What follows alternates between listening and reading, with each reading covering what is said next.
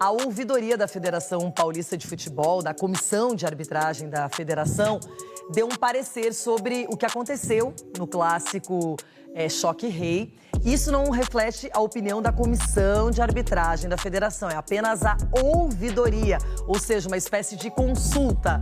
Então, aqui são trechos do documento que foi enviado ao São Paulo Futebol Clube.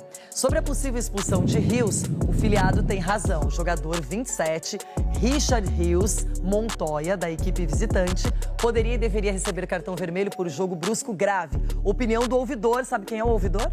Sérgio Corrêa. Que credibilidade, hein? Sobre o pênalti, Luciano. O Filiado tem razão. O fato é que existe evidência do choque por trás que tolheu o movimento do atacante. Portanto, uma falta imprudente foi cometida pelo defensor dentro da área. A decisão técnica é pela penalidade, sem necessidade de punição disciplinar, cartões. Sobre o pênalti em Murilo, o filiado não tem razão. A figura acima demonstra que a visão do árbitro central para decidir com convicção em campo é baixa. Se a partida tivesse sido jogada entre 1914 e 2018, com certeza a decisão de seguir o jogo seria debatida. Mas a decisão de campo aceita, mas a partir da tecnologia temos que mudar a chave e ter compreensão que estamos com imagens que levam a um maior número de acertos que outrora. É um documento que foi obtido pelo Globo Esporte. Mas tem que ter a ver, cara. Eu não É uma espécie de satisfação ao São Paulo. Não, São Paulo reclamou e recebeu a resposta. É Tá isso. muito claro o que aconteceu, na minha opinião. Pra mim, o árbitro ele se equivocou. Tem coisas que eu acho desnecessário, sabe assim? Olha, Esse fazia tipo tempo de que eu não nota vi um acho- clássico render. O clássico não acabou clássico ainda. foi 8 horas da noite, começou nesse horário no domingo. Hoje é sexta-feira e ainda segue o clássico. E a sensação é que a partida, ninguém quer o empate de jeito nenhum. E aí, Everton, o empate não serve, 1-1 da súmula vai ter que ser revogado, não tem jeito. Tô brincando, né? Então, Renata, ainda bem, Renata, que nós aqui debatemos sobre o assunto no dia seguinte e que eu não precisei, mas assim, outros colegas aí também, nenhum de nós precisou se basear na nota do Sérgio Corrêa para tecer qualquer comentário. Eu vendo os lances, eu tive o mesmo posicionamento dele, mas ainda bem que eu não estou tendo esse posicionamento agora, né? Porque já pouco depois do jogo, até minha cacatua Filó já falava o que tinha acontecido. Foi exatamente, bateu com o que ele disse aí. Mas ainda bem que nós não nos baseamos na nota dele, no posicionamento dele, para tomar o nosso, né? Mas eu tô achando, Renata, que é como você disse, eu tô achando que isso está tomando uma proporção muito, mas muito grande. E só para fechar sobre o assunto anterior, quem teria pedido os árbitros para manipular resultados?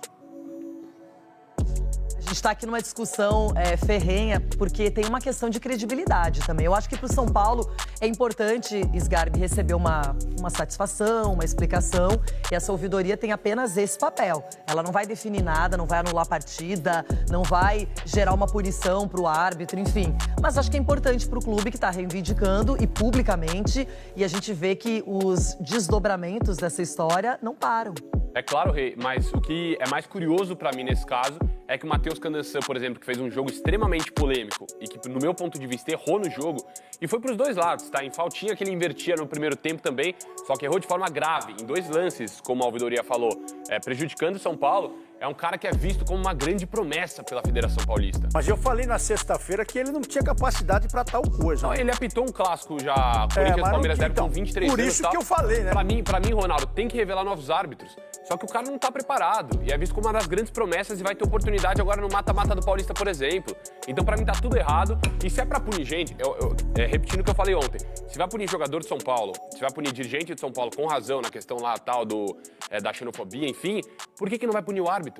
A Daiane Muniz, que mais uma vez fez uma péssima arbitragem. Para você, ali no qual VAR, deveria ser a punição? pro árbitro geladeira, ou o cara também... Mas não banir. Não banir, mas... Porque eu acho um Claro que não. absurdo. Então, jogador... Porque assim, ó, eu só vou dizer uma mundo- coisa, eu parto num princípio que quando as polêmicas... Porque, por exemplo, esse lance do Luciano com o Piquerez é um lance que eu ouvi várias opiniões diferentes. Então, como é que você vai crucificar o árbitro se vários comentaristas, apresentadores, pessoas ligadas ao futebol não conseguem chegar num consenso? Esse do Richard Rios me parece que tem um pouco mais de exatidão, assim, ou de até muita gente tem a mesma opinião.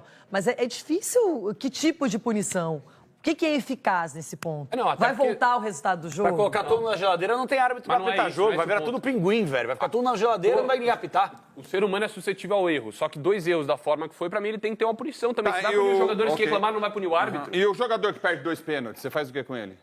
Ué? Ué, talvez o cara possa ir pro banco. É Pro diferente banco. a situação O ali. Ramos perdeu 2. E daí, o que tem a ver uma Então, coisa com a cara, outra? vocês querem banir? Vai banir o Ramos do Eu falei de futebol? banir.